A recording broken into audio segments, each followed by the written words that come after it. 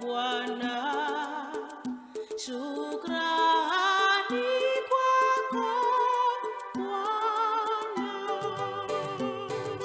Yesu ndiwe mchungaji mwema, wewe furaha ya moyo wangu, wewe chemchemi ya maisha yangu Bwana.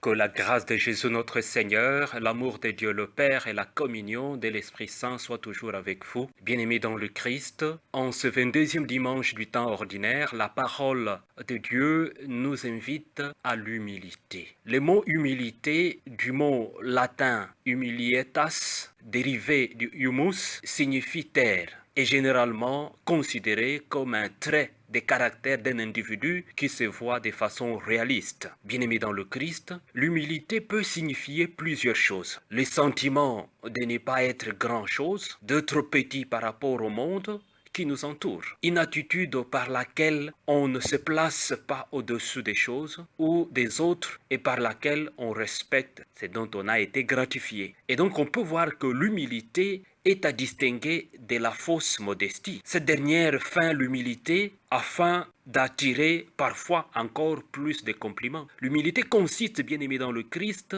sans méconnaître ses qualités, à admettre que l'on n'y est pas en fin de compte, pas forcément soi-même pour grand-chose. Bien-aimé dans le Christ, la parole de Dieu d'aujourd'hui, spécialement la première lecture et la part de l'Évangile, nous invite vraiment à contempler cette humilité. Le livre de Ben Sirach, le sage, la première lecture nous dit que celui qui est humble marche avec le Seigneur. Celui qui est humble est béni. Bien-aimé dans le Christ, ne cherchez pas ce qui est trop difficile pour toi. Pourquoi? Parce que nous devons être capables de reconnaître ce que nous sommes. Est-ce que nous nous souvenons de la dernière fois que nous avons admis de ne pas connaître la réponse à une question ou avoir la solution d'un problème? Notre nature pécheresse nous pousse à agir comme si nous avions réponse à tout.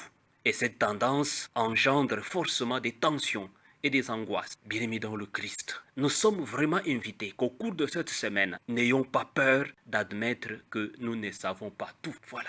Et c'est très important d'aller et d'avancer dans cette voie comme chrétien. L'humilité, comme la mère de vertu, nous aidera à avancer. Nous aidera à avancer si réellement nous nous abaissons. L'idéal du sage, c'est une oreille qui écoute. Ça veut dire en d'autres termes que l'humilité, c'est savoir écouter.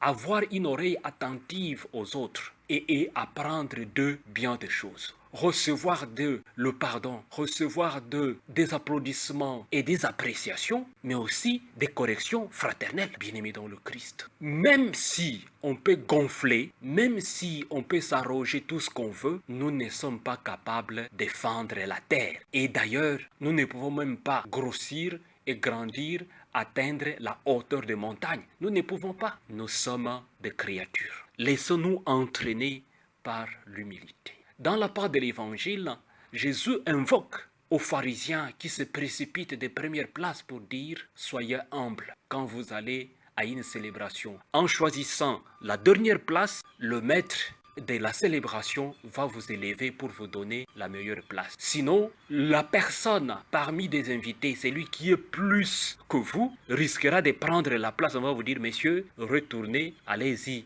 vers le derrière. Ici, ce n'est pas votre place et vous serez confus. Ne nous laissons pas diminuer et être confondus parce que nous ne pouvons pas écouter, parce que nous voulons gonfler, parce que nous voulons prendre tout le monde comme des idiots, parce que nous sommes au-dessus de tout. Non, apprenons la vraie valeur de l'humilité. Et la vraie valeur de l'humilité, c'est d'être au service des autres. L'humilité nous invite au service. L'humilité nous invite à être avec les autres. Et Saint Augustin dit, là où est l'humilité, là aussi est la charité. Voilà. Là où est l'humilité, là aussi est la charité. Si nous ne sommes pas humbles, nous pouvons passer notre temps à distribuer des choses aux gens pour nous faire voir, pour notre propre satisfaction, pour notre propre gloire, mais la charité n'y est pas.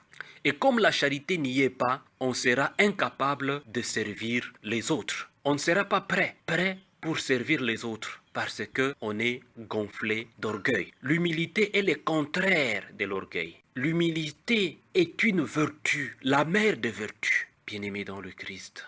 Le Christ fait de cette vertu, l'humilité, la condition de la vie éternelle. Heureux les humbles, car le royaume des cieux est à eux. Matthieu chapitre 5, verset 3. En l'incarnant lui-même, Jésus nous dit « Je suis doux et humble de cœur ». Matthieu chapitre 11, verset 29. Et donc Jésus dit « Il est doux et humble de cœur ». Si nous sommes réellement chrétiens, nous devons embrasser l'humilité, afin que la douceur nous habite dans tout ce que nous faisons, afin que la douceur soit communiquée à toute personne que nous allons rencontrer comme du parfum, bien-aimé dans le Christ. L'apôtre Paul ajoute que l'humilité devrait nous amener à estimer les uns supérieurs à nous-mêmes. Philippiens chapitre 2, verset 24. Et l'apôtre Pierre considère que l'humilité doit régir les relations avec autrui. Tous les uns à l'égard des autres, revêtez-vous d'humilité, car Dieu résiste aux orgueilleux et donne sa grâce aux humbles.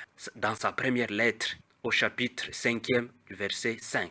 Bien-aimés dans le Christ, revêtons-nous d'humilité, afin que nous puissions manger à cette grande fête du royaume des cieux, afin que nous puissions être membres de ce royaume des cieux, si réellement nous revêtons d'humilité. Et si on s'habille d'humilité, notre monde retrouvera sa paix. Il n'y aura pas des inquiétudes, il n'y aura pas de guerre, il n'y aura pas de bagarres, il n'y aura pas d'orgueil, il n'y aura pas d'avarice, il n'y aura pas de corruption, parce que nous sommes vêtus et revêtus d'humilité. Et la plus humble parmi nous, c'est la Vierge Marie qui avait dit que tout se passe pour moi selon ta parole. Toutes les générations l'appellent la bienheureuse parce qu'elle est humble. Elle se veut revêtue d'humilité. Elle est l'humble servante du Seigneur. Bien-aimés dans le Christ, avançons lentement et sûrement comme des humbles servants du Seigneur. Comme des humbles servants du Seigneur.